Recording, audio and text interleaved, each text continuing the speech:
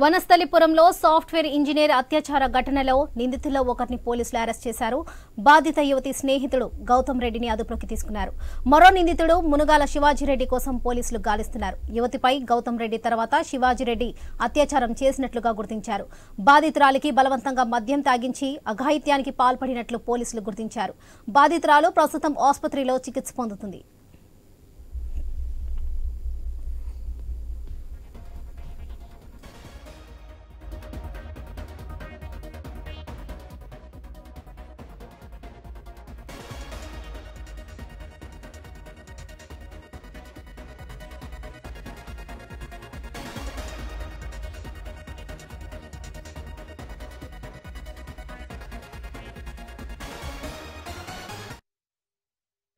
వనస్థలిపురంలో software engineer అత్యాచార ఘటనలో నిందితుల్లో ఒకరిని పోలీసులు అరెస్ట్ చేశారు.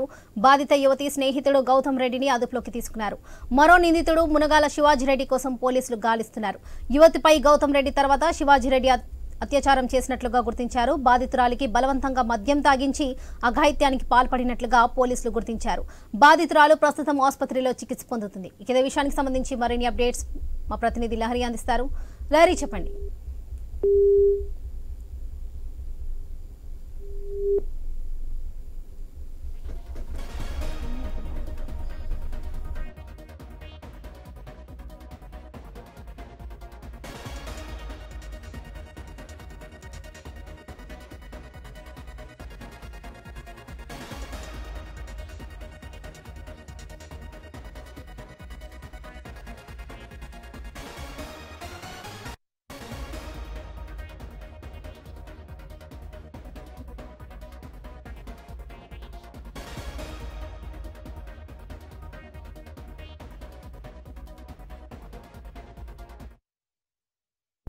వనస్థలిపురంలో సాఫ్ట్వేర్ ఇంజనీర్ అత్యాచార ఘటనలో నిందితుల్లో ఒకరిని పోలీసులు అరెస్ట్ చేశారు. బాధిత యువతి స్నేహితుడు గౌతమ్ రెడ్డిని అదుపులోకి తీసుకున్నారు.